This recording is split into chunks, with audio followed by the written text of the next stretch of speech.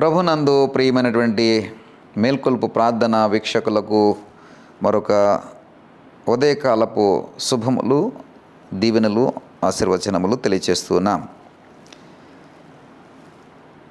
అందరూ కూడా వాక్యమును బట్టి, మేల్కొల్పు ప్రార్థన సహవాసమును బట్టి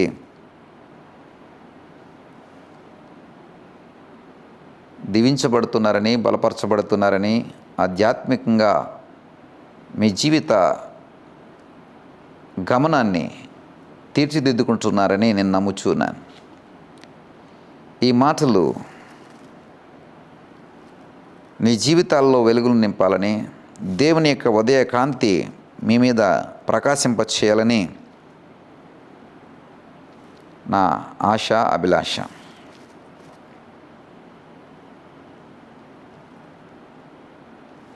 ప్రియ సహోదరుడా, నీ మేలు నేను కోరుకుంటున్నాను, నీ దీవెన నేను కోరుకుంటున్నాను, నీ ఆశీర్వచనాలని నేను కోరుకుంటున్నాను.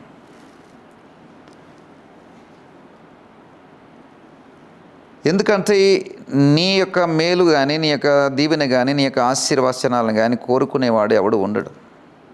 పైకి డొల్ల కబుర్లు చెప్తూ ఉంటారు, కానీ నువ్వు దీవించబడితే, నువ్వు ఆశీర్వదింపబడుతూ ఉంటే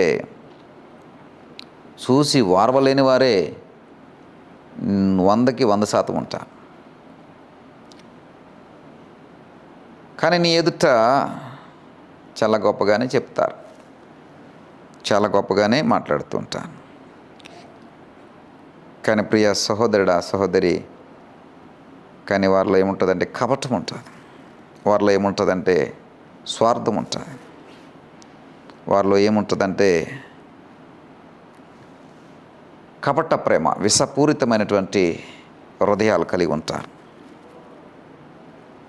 ప్రియ సహోదరుడా, సహోదరి,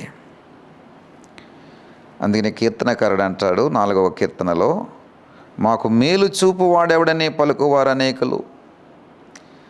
వాడు ఏదో ప్రయాసపడిపోతున్నాడు, కానీ వాడికి ఎవడు మేలు చేస్తాడు, వాడికి ఎవడు హెల్ప్ చేస్తాడు, వాడికి ఎక్కడ ఉపకారం జరుగుతుంది, వాడికి ఏమి ఆశీర్వాదాలు దొరుకుతాయి, వాడికి ఎక్కడ దీవెనలు దొరుకుతాయి అని 100కి 100% నీ చుట్టూ ఉన్న వాళ్ళు అనుకునే వాళ్ళే అనేకులు.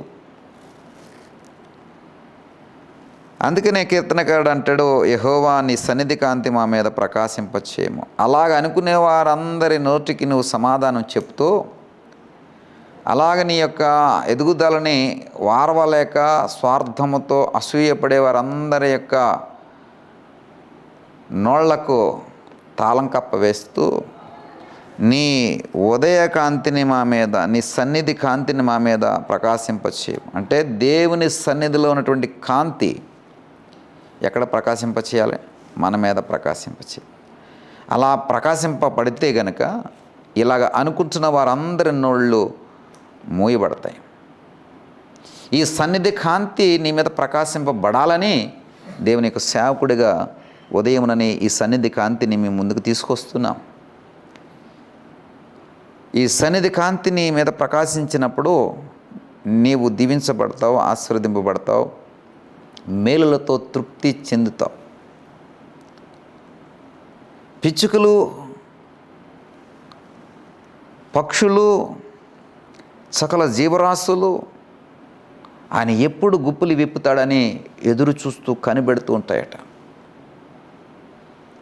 ఆయన గుప్పులు విప్పినప్పుడు ఆ గుప్పులలో ఉన్నటువంటి మేలైనవి తిని తృప్తి చెందాలని ఎదురు చూస్తూ ఉంటాయట. ప్రియ సహోదరుడా, దేవుని చేతుల నుండి పొందుకోవాలని, దేవుని చేతుల నుండి మేలైనది పొందుకోవాలని ఎదురు చూస్తూ ఉంటాయంట. ఎప్పుడు ఆయన వస్తాడు, ఎప్పుడు ఆయన గుప్పులు విప్పుతాడని. మీకు ఎదురు చూసే అనుభవం ఉందా? ఉదయం 5 గంటలకి మేల్కొల్పు ప్రార్థన సహవాసము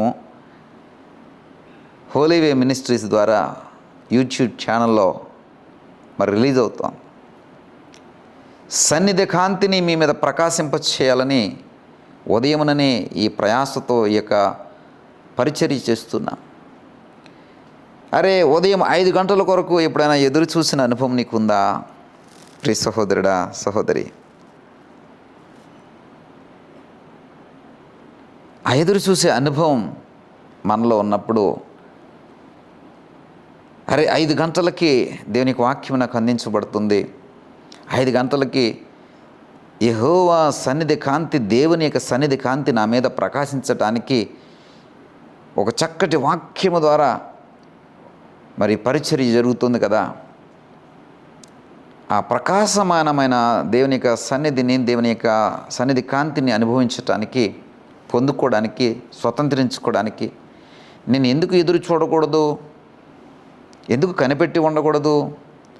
ఎందుకోసం నేను దాని మీద ఆశ నిలిపి దానికోసం ఎందుకు ఎదురు చూడకూడదు అనేటువంటి ఆలోచన ఎప్పుడైనా కలిగి ఉన్నావా ప్రియ సహోదరుడా, సహోదరి?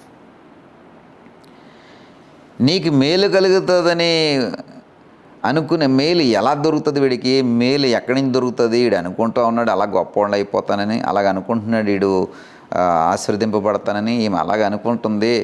ఈమెకి ఎక్కడి నుంచి దొరుకుతుంది? ఈమెకి ఎలా వచ్చేస్తుంది దీవెనలు? ఎలా వచ్చేస్తే ఆశీర్వచనాలు అని నీ కోసం అనుకునే వాళ్ళు అనేక మంది ఉన్నారమ్మా. ఆ విషయం నీకు తెలియాలా? అనేక మంది అనుకుంటున్నారు.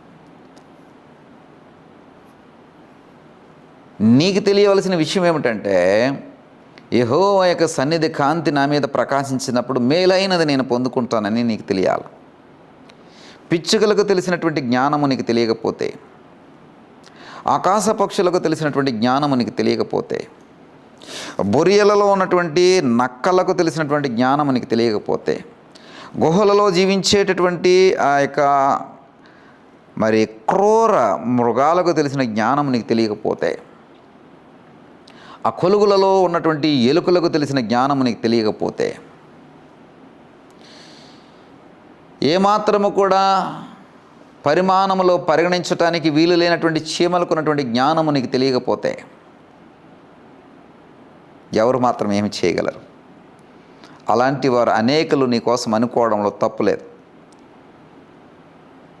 అలాంటి అనేక మంది నీ కోసము వీడికి ఎక్కడి నుంచి దొరుకుతుందిలే, వీడికి ఎక్కడి నుంచి వస్తాయిలే, వీడి ఎక్కడి నుంచి వీడు పొందుకుంటాడులే అని అనుకోవడంలో తప్పేం లేదేమో. అలాంటి వారందరికీ నువ్వు ఒక సమాధానం చెప్పాలి అంటే కనుక, దేవుని యొక్క సన్నిధి కాంతిని నీ మీద ప్రకాశింప చేయులాగా జరుగుతున్నటువంటి ఈ పరిచర్యలో నీవు కూడా పాలివాడవయ్యి, ఉదయమునని ఈ సన్నిధి కాంతి నీ మీద ప్రకాశించులాగున నాకు సహాయం చేయని ప్రభు సన్నిధికి రా. అలాంటి వారందరి యొక్క నోళ్లను నీ యొక్క ప్రవర్తన బట్టి, నీ యొక్క క్రమశిక్షణ బట్టి, నీ యొక్క నడవడికను బట్టి, నీ తీర్మానంను బట్టి నువ్వు మూయించగలుగుతావు. ప్రియ సహోదరుడా, సహోదరి, నా మాట నీకు సమ్మతమైతే, నా మాట నీకు అభ్యంతరం కాకుండా నీకు సమ్మతమైతే కనుక కనులు మూసుకొని కోసం నేను ప్రార్థన చేస్తాను. దయగల తండ్రి, ఈ ప్రార్థనలో కనులు మూసి ఏకీభవిస్తున్న ప్రతి బిడ్డను మీరు దర్శించి మీ సన్నిధి కాంతిని వారి మీద ప్రకాశింపచేయండి. నీ సన్నిధి కాంతితో ప్రభు వారిని నింపండి. ఇదిగో ప్రభు, మీ చేతులకు అప్పగించుకుంటున్నాం, సహాయం దయచేయండి. యేసు నామమును బట్టి అడిగి వేడుకుంటున్నాం తండ్రి, ఆమెన్.